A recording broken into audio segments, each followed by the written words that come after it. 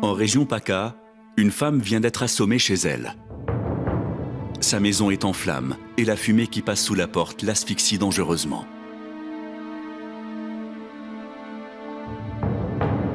Comment s'est-elle retrouvée piégée dans cet incendie où elle risque de périr?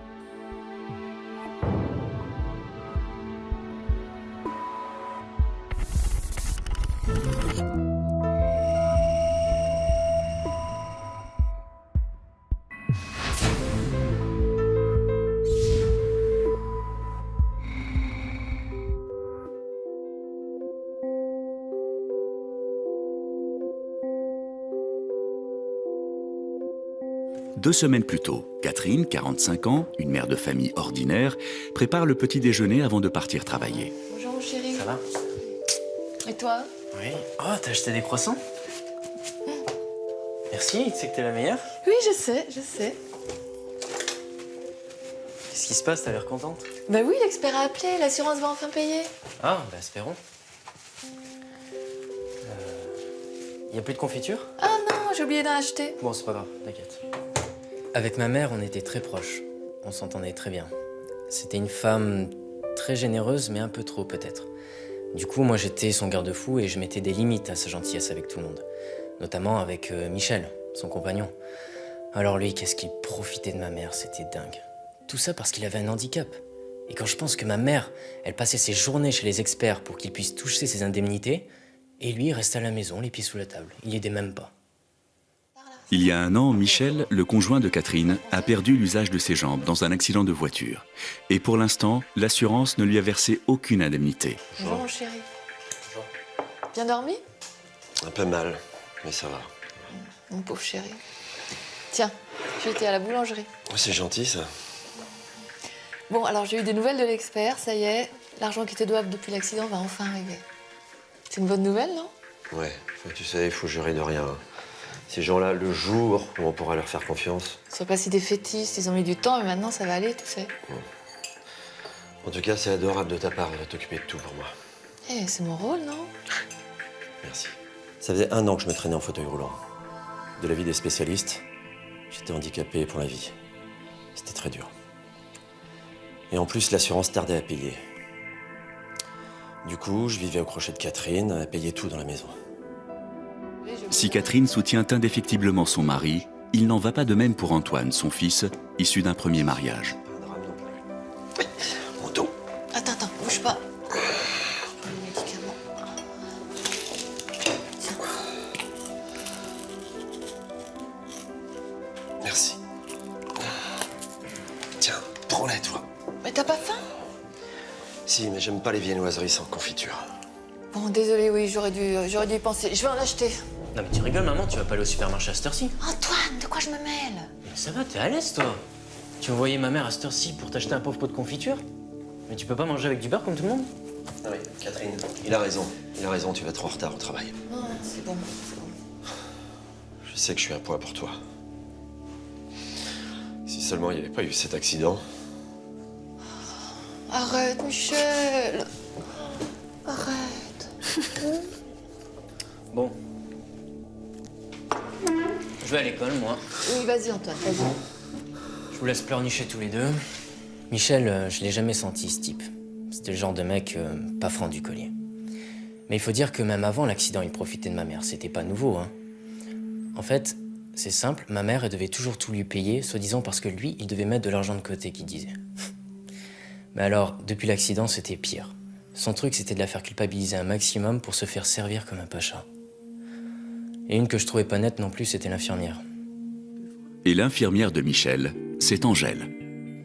Elle leur a été conseillée par leur assureur. Et depuis qu'elle s'occupe de Michel, elle s'est beaucoup rapprochée du couple. Bonsoir tout le monde. Bonsoir. Bonsoir, chérie. Alors, C'était bien ton week-end?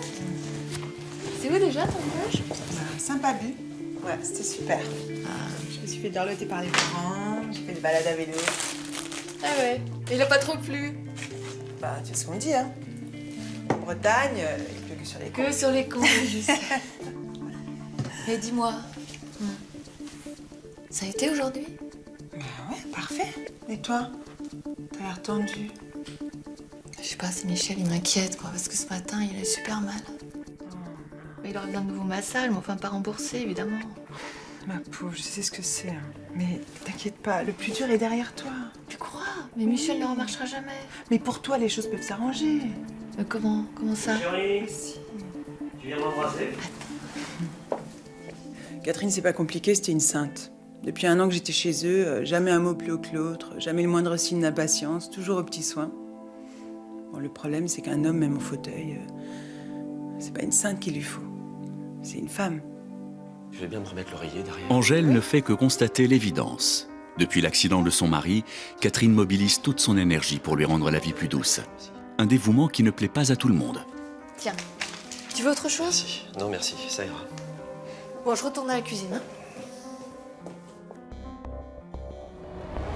Ça va, Michel? Tu veux pas qu'on te masse les pieds non plus? Qu'est-ce qui t'arrive encore? Il m'arrive que j'en ai marre que tu traites ma mère comme une boniche. Ça, c'est une histoire entre ta mère et moi. Tu t'es jamais dit que si elle était aussi gentille, c'est qu'elle avait des choses à se reprocher? Ouais, bien sûr. Mais tu sais pas de quoi tu parles. Ta mère, elle a la chance que je sois encore vivant. Et ça, c'est pas grâce à elle. Vous n'êtes pas encore en train de vous disputer. Non. C'est ton fils qui trouve à redire sur la manière dont je te traite. Antoine! Quoi, maman? Mais vas-y, prends son parti. Bon, allez, je vous laisse, hein. J'en ai marre. Puisque vous êtes si bien ensemble, je monte dans ma chambre. Antoine m'avait sans cesse à l'œil. Quoi que je fasse, il trouvait toujours quelque chose à redire. Il voulait protéger sa mère, mais comme si je pouvais représenter un danger. J'étais quand même en fauteuil roulant. J'étais souffrant.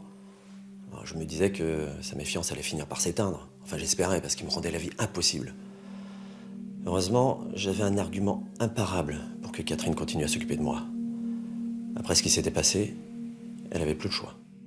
Catherine semble en effet avoir de très bonnes raisons de culpabiliser.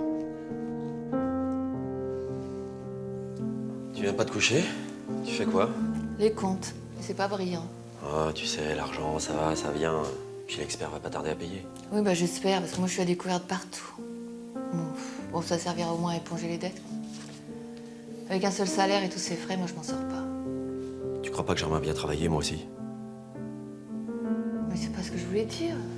Si je suis coincé dans ce fauteuil, c'est pas de ma faute. Mais c'est pas ce que je voulais dire. Je sais bien, mon chéri, écoute. C'est sûr, hein, si j'étais mort, t'aurais pas tous ces frais. La prochaine fois, faudra pas me rater. Mais t'as pas le droit de dire ça. C'était un accident. Ouais, c'est ça. C'était quand même elle qui était au volant. Fallait pas qu'elle l'oublie. Alors, si elle s'occupait de moi comme ça tous les jours, si elle devait tout sacrifier pour moi, c'est qu'il y avait quand même une bonne raison. Alors, c'est vrai, ce que je lui disais était parfois très dur. Mais ma vie avait basculé. Elle le voyait bien. Le lendemain, alors qu'Antoine rentre de l'école, Angèle? Antoine, Qu'est-ce que tu fais en peignoir? D'ailleurs, c'est peignoir de ma mère, ça. bah, j'ai pris une douche. J'avais pas d'eau chaude chez moi ce matin. Alors j'en ai profité. T'avais pas cours, toi, cet après-midi? Ouais. Enfin, non, j'ai... Mon prof était malade, mais tu comptes rester en peignoir toute la journée, comme ça? Non. Et d'ailleurs, Michel, il est là? Ah oui, il est là. Il dort, Ouais. en fait. Ah oui, il se repose, c'est ça? Qu'est-ce que t'insinues? Non, rien. À mon goût, je trouvais qu'Angèle était un peu trop présente à la maison. Elle s'occupait trop de Michel. Bon, après, de là à imaginer qu'ils aient une relation cachée et des rapports sexuels, non. Et puis, en montant à l'étage, j'ai entendu quelque chose dans la chambre de Michel. C'était bizarre.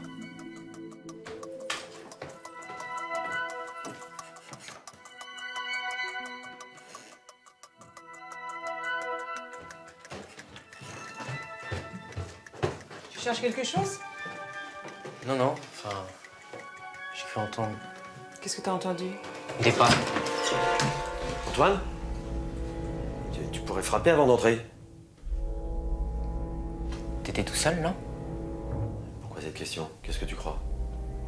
Non, rien, j'ai cru entendre quelqu'un marcher. Bon, je me change et je m'occupe de tes soins, Michel. Et toi, Antoine, t'as dû rêver, mon grand. Tu parles si j'avais rêvé. J'étais presque certain d'avoir entendu des bruits de pas dans la chambre de Michel. Je me disais, mais qu'est-ce qui se passait dans cette maison quand on n'était pas là? Et puis Angèle qui prend des douches comme ça? Non, c'était louche. Mais Antoine a-t-il réellement entendu ces bruits de pas ou se laisse-t-il porter par sa haine envers son beau-père?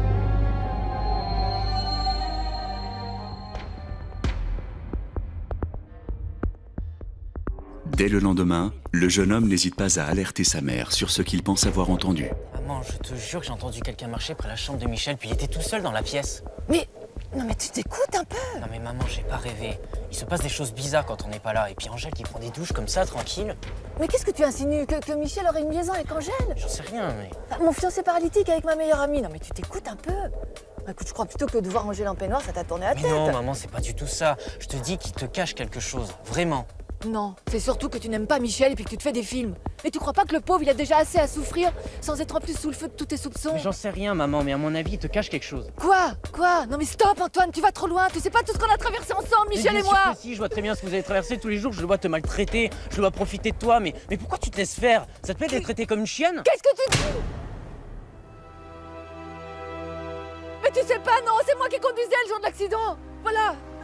Et j'avais trop bu. Le verre de trop. Mais pourquoi tu crois que j'ai plus le permis? Excuse-moi, maman, je voulais pas te baisser, mais franchement, il était tout seul dans la pièce, j'ai entendu. Puis Angèle... Bon, j'ai envie d'être seule, prends le bus. Mais maman, s'il te Prends le plaît. bus. À ce moment-là, je comprenais mieux pourquoi ma mère était toujours aux petits soins avec Michel. Mais bon, ça n'expliquait pas tout. Parce que même avant l'accident, Michel y profitait de ma mère. C'était pas nouveau, elle l'entretenait carrément. Et puis il y avait maintenant l'attitude suspecte d'Angèle. Mais ça, ma mère, elle a jamais voulu l'admettre. Elle a toujours fermé les yeux sur le fait que Michel et Angèle pouvaient avoir une relation cachée. Mais bon, peut-être qu'elle trouvait ça normal finalement que Michel passe du bon temps. Peut-être que ça apaisait sa culpabilité. Pour Catherine, aucun doute. Son fils a tout imaginé. Elle confie alors sa détresse à Angèle, qui est depuis peu comme une véritable amie. Mais tu te rends compte quand même, Antoine, qui me raconte que Michel marche? Il sait plus quoi inventer. Il est perturbé, Antoine. Parce que si Michel devait remarcher, tu me le dirais. Évidemment, je suis infirmière, je le saurais. Méfie-toi, Catherine. Ton fils, il n'aime pas du tout Michel. Bah oui, je sais, puis ça date pas d'hier, tu sais. Non, tu comprends pas. Il l'espionne. Il s'en prend à lui dans ton dos. Michel est fragile, il faut qu'Antoine le comprenne. Oui, je sais. Puis Michel qui est tellement gentil avec lui. Moi, franchement, Antoine, j'ai peur qu'il perde le contrôle. Les ados, c'est parfois instable et même violent. Tu crois? Mm. Non, pas mon Antoine, non. J'espère que t'as raison. Ouais, je suis sûre de lui. Le problème d'Antoine, c'est qu'il était gâté pourri par sa mère. Catherine lui passait tout le temps. Franchement, il m'inquiétait, ce gosse. J'espérais vraiment que Catherine allait mettre le haut là et qu'il allait arrêter de nous espionner comme ça tout le temps. On n'avait pas besoin de ça. Depuis l'événement de la veille, une extrême tension règne entre Antoine et son beau-père. Le jeune homme ne le supporte plus et n'arrive plus à faire semblant. Et voilà, Merci ma chérie, je meurs de faim. donne ton assiette. Antoine, je te sers. Merci, maman. Qu'est-ce qu'il y a? Tu cherches quelque chose? Oui, mon couteau à viande. Tu sais bien que j'aime pas ces couteaux-là. Tiens, donne, j'y vais. Et voilà, c'est reparti. Dis donc, tu pourrais aider un petit peu plus souvent ta mère, non?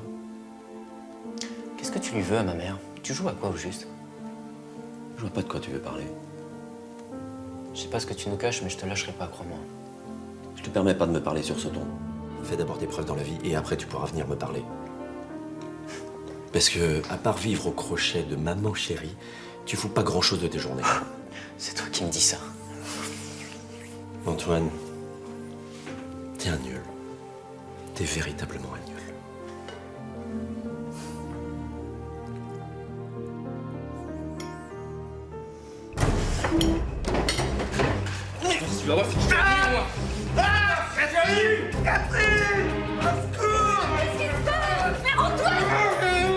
Antoine, mais tu es fou? Qu'est-ce qui se passe? C'est lui qui m'a insulté tout à l'heure!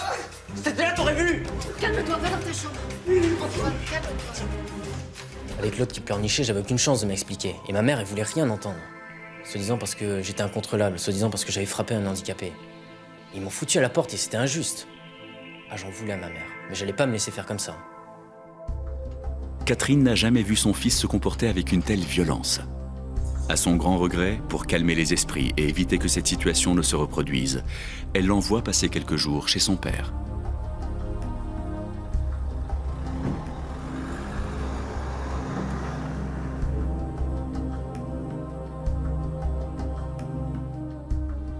Plus tard dans la journée, la mère de famille constate qu'il se passe tout de même des choses étranges dans sa maison.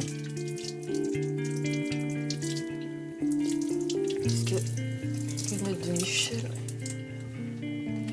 C'est bizarre ça.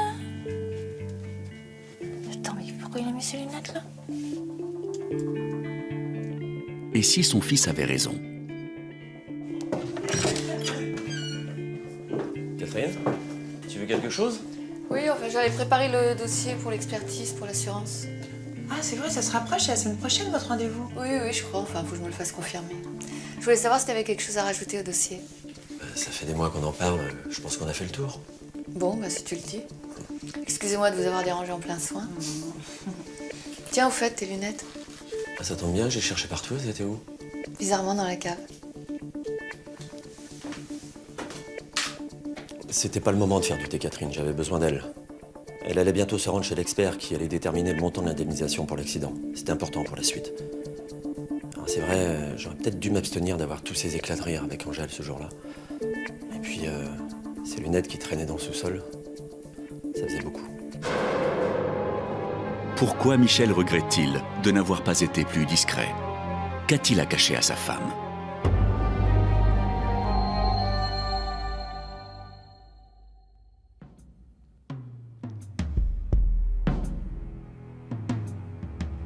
Dans le doute, Catherine se met à chercher d'autres incohérences dans la vie quotidienne de son mari. Elle va découvrir quelque chose d'encore plus étrange que cette histoire de lunettes dans la cave. Je peux t'aider? Non, Tu non, cherches quelque chose? Non, rien, je regardais, je vérifiais un truc. Tu y vas là, ça y est, t'as fini? Ouais. Bonne journée? Bonne journée. Elle remarque la présence inexpliquée de terre sur les semelles des chaussures de son mari handicapé. J'ai pas tout de suite compris ce que Catherine faisait là, à inspecter les chaussures. Catherine, c'était le genre de femme transparente, on voyait tout de suite ce qu'elle pensait. Mais là, c'était de la méfiance qu'on voyait sur son visage. Et un matin, tout a basculé. Alors que Catherine se rend chez son expert d'assurance, elle fait une rencontre inattendue. Angèle? Ça va? Oui, mais qu'est-ce que tu fais là? Bah rien, je venais voir votre expert. Mais pourquoi? Il voulait avoir des nouvelles de Michel. C'est quand même lui qui m'a envoyé chez vous après l'accident de Michel. Oui, mais vous voyez souvent comme ça? Non, rarement, c'est pas un ami. C'est juste quelqu'un avec qui je suis en contact lorsqu'il y a des accidentés de la route et qu'il cherche des infirmières. Et comme j'avais bien travaillé avec certaines personnes handicapées, il me recommande parfois. Ok, bon. Mais toi, t'arrives à le voir quand tu veux, et puis moi, je peux même pas le joindre. Bah vas-y, il est disponible. Allez, salut, je dois y aller. Salut. Évidemment que je le connaissais, cet expert. C'était un ami d'enfance. Et on avait une combine. Avec son boulot d'expert des assurances, il me trouvait des clients après les accidents. Et au fond, tout le monde y trouvait son intérêt. Parce que j'étais une bonne infirmière, et puis Catherine n'avait jamais eu à se plaindre de mes services. Mais là, on avait une discussion un peu particulière avec mon ami expert. Et c'était la tuile que Catherine m'est surprise en train de sortir de son cabinet. Pourquoi Angèle est-elle si gênée d'avoir croisé Catherine devant le cabinet de l'expert? Le secret qu'elle cache pourrait-il mettre la vie de Catherine en danger?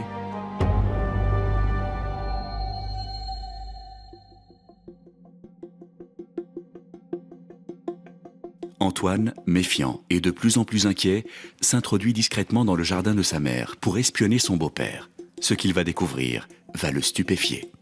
Je te dis qu'elle prépare quelque chose, il faut agir. Ne t'inquiète pas, calme-toi. Viens, viens là.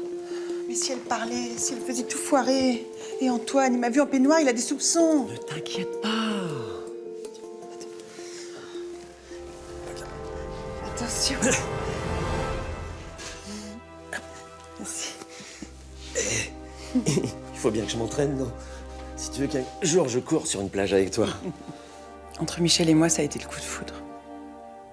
Au bout de quelques mois, l'hématome qui bloquait la circulation dans sa colonne s'est résorbé. Quand on a compris qu'il pourrait remarcher, on était fous de joie. On n'a rien dit à Catherine. On avait de grands projets tous les deux. Angèle, dans quelques jours, tout ça, c'est fini. On n'aura plus à faire semblant. On n'aura plus à se cacher. On sera tous les deux. Et si elle parle même après? Mais non. Mais Eric, tu as pensé à Eric? Je veux pas qu'il ait des ennuis. Eric est expert en assurance. Il connaissait les risques. Il embauche sa commission et après, il se débrouille. C'est un grand garçon. Et nous, on sera loin. Tu te souviens du petit bar au bord de mer? C'est lui où je ferai des crêpes. Et moi, je servirai des bières bien fraîches. Je te jure, Angèle, ni Catherine, ni personne ne se mettra sur notre route. Ça me faisait du mal de montrer ce film à ma mère, mais j'avais pas le choix. Et j'avais peur pour sa sécurité. Il fallait enfin qu'elle voie la vérité en face. Antoine ne perd pas une seconde. Il demande à sa mère de le retrouver à la terrasse d'un café. Qu'est-ce qu'ils font tous les deux? Mais pourquoi? Bon, maintenant, faut agir, hein, maman. Oui, écoute. Bon, écoute.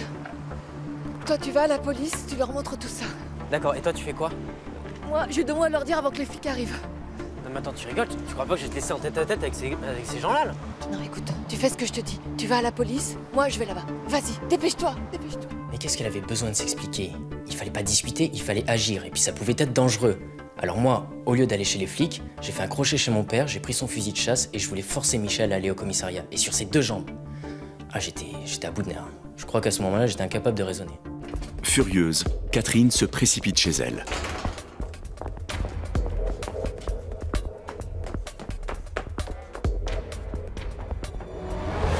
Quand j'ai vu arriver, j'ai tout de suite vu qu'il se passait quelque chose. Elle, d'ordinaire si douce, elle avait l'air en furie. J'ai compris que ce coup-ci, elle n'avait pas que des soupçons et qu'elle venait régler ses comptes. Si on n'arrivait pas à la faire taire, tout était perdu. C'est pas pour il a vécu un an. Alors tu vas te sortir de ce truc débile là.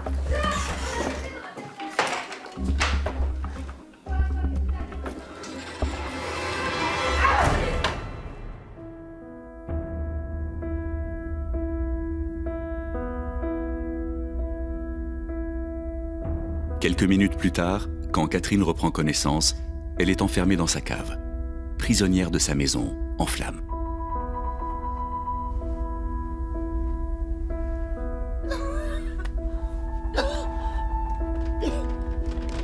Michel! Michel! Michel! Michel, ne blesse pas! Michel! J'avais pas passé 1 an dans un fauteuil pour rien. Catherine savait tout, elle pouvait nous dénoncer et tout faire capoter. Et rien ne nous prouvait qu'elle avait prévenu les flics. Alors on s'est dit que dans ces vieilles baraques, l'électricité, ça fait toujours des courts-circuits et ça aurait eu l'air d'un accident. Alors on a verrouillé la porte et Angèle a mis le feu au rideau. Michel! Ah, pourquoi câline comme ça? Allez, pousse-toi, petit, tu vas te blesser. Ta gueule! Antoine, arrête! Allez, maintenant, lève-toi. Vas-y, lève-toi! Montre devant tout le monde que tu sais marcher. Hein? Bande d'escrocs, va. Antoine, arrête! Et alors, tu préfères quoi? Nous arrêter ou sauver ta mère? À toi de choisir.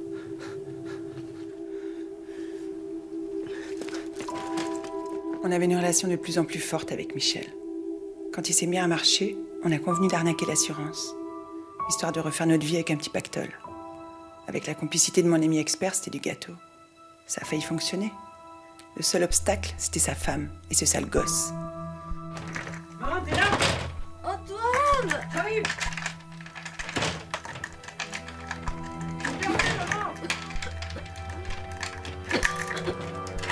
Maman, ça va?